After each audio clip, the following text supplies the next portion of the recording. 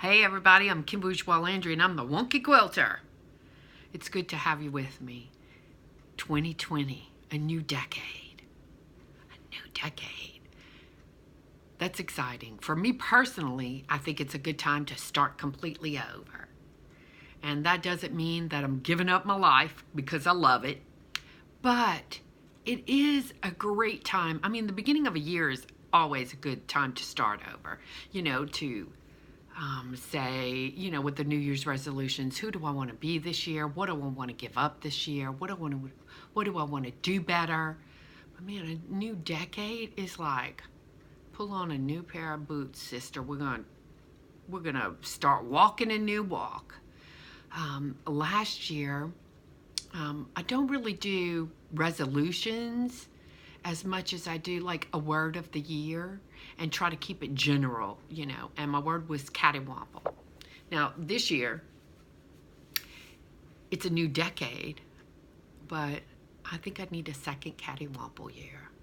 And the definition of cattywampus, look it up on Google, but it's like walking in a casual way through your life, but with a vague but interested idea of where you want to end up.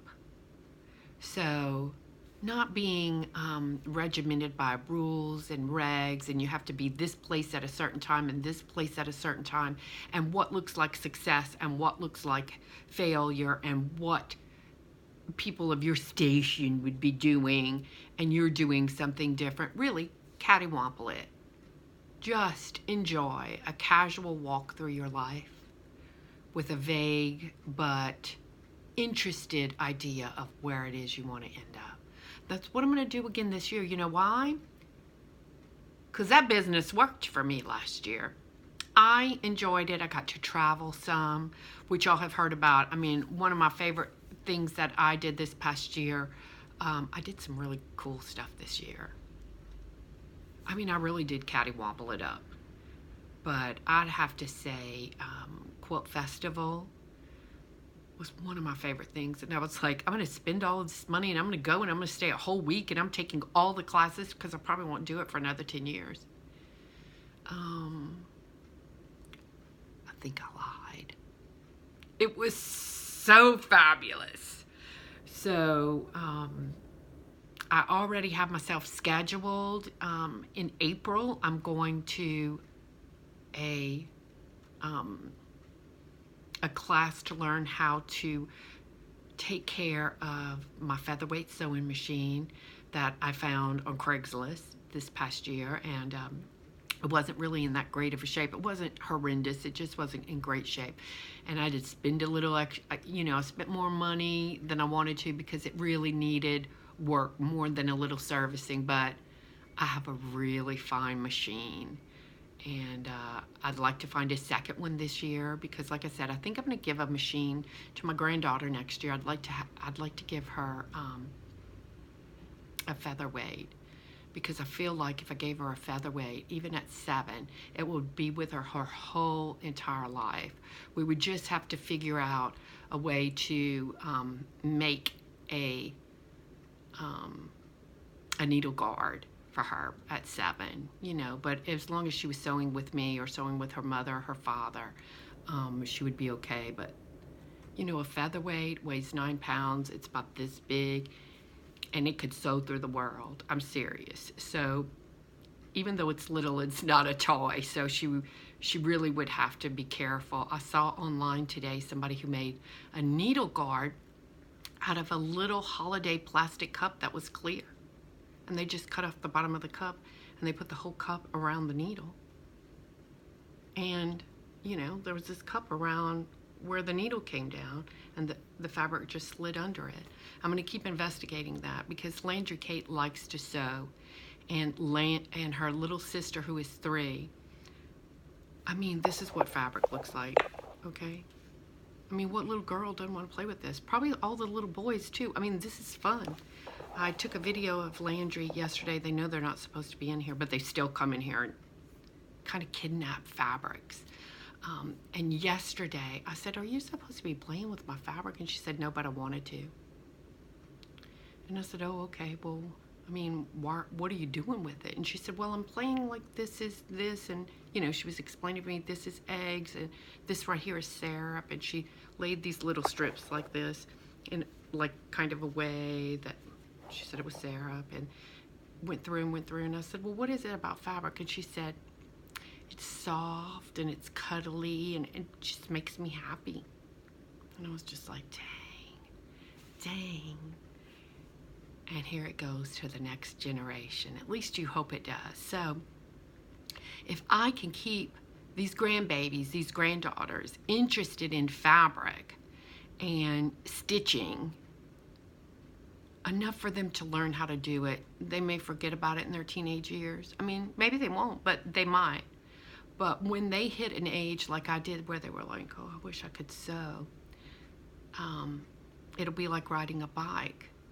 They'll pick up a needle and thread, or take the sewing machine out of the case and blow the dust off of it. And they'll be like, oh, I know this. I remember this feeling. It's warm and it's cuddly and it's pretty colors, and it just makes me happy. So I'm hoping to set that in with these two little grandbabies of mine, so that they don't have to wait till they're in their mid-50s to start learning how. So I'm wondering what y'all are all wanting to do in the new decade, in the new year. Today, listen till the end of the video, because I have enjoyed this last year communicating with all my subscribers and the casual watchers too. But I really want to say and give a thank you to the people who have enjoyed these little crazy little chatterbox videos that I do, just chatting with a friend. I think that this is the new pen pal. This is the new way to have a pen pal. And the older I get, the more I just want to kind of hermit and tuck and snuggle in and stay in my own place and just do what I want to do. And all of those things are in this space right here. And by having this YouTube channel and by having just a few subscribers, I mean, I'm not looking to like be big and famous or something, I'm not. But I am looking to still be able to communicate, and having a few people kind of line up and visit with me has made me very happy, and I appreciate y'all. So I'm going to give a gift to one of my subscribers, and all you have to do is be a subscriber and like and leave a comment on this exact video post, okay? So that I know that you're interested in it. Because some subscribers maybe just don't want, you know, maybe some people are watching that aren't quilty or don't really stitch. And that's okay too. But if you're interested as a subscriber in my little sewing room gift, like and leave a comment on this post that lets me know you're interested in this giveaway, and email me. I'm going to give you my email address, and then I'll have yours. I'm not going to spam you. I'm not going to send you an email once a month.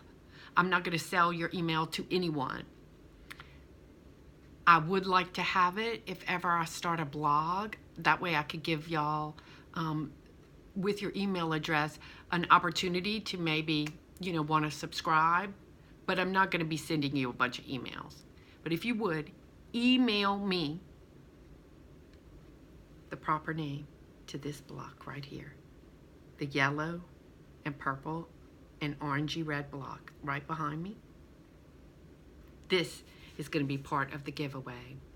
It's made out of some kind of metal. I don't know what kind of metal it is. I bought it in Old Jefferson, Louisiana. And I have one hung outside, and I'm going to hang one in here, and I bought an extra one. So this is a giveaway for a quilty friend, and there will be lots of other things in it too. I just wanted to give you, this is the main gift. This is what I'm giving away. The other things are going to just be things that I pick up from my sewing room that are all new. Okay, they're not all new. Mostly they're new, but there's going to be a little bit of fabric, so that can't be new because I already own it. Some of the fabric is secondhand. I'll give nice things though. But this is the main gift, which is a quilt block. And it can be hung outside or inside. It's a groovy little piece of art. But be subscribed, which hopefully you are. Like this post on YouTube. Give me a comment on YouTube to let me know that you're interested in even participating in this. Void where prohibited, okay? By law or whatever. Void where prohibited. You have to read all the rules down below this video, because there was a lot for me to learn about how to give a gift away. So read the rules and email me at the Wonky Quilter, THEWONKYQUILTER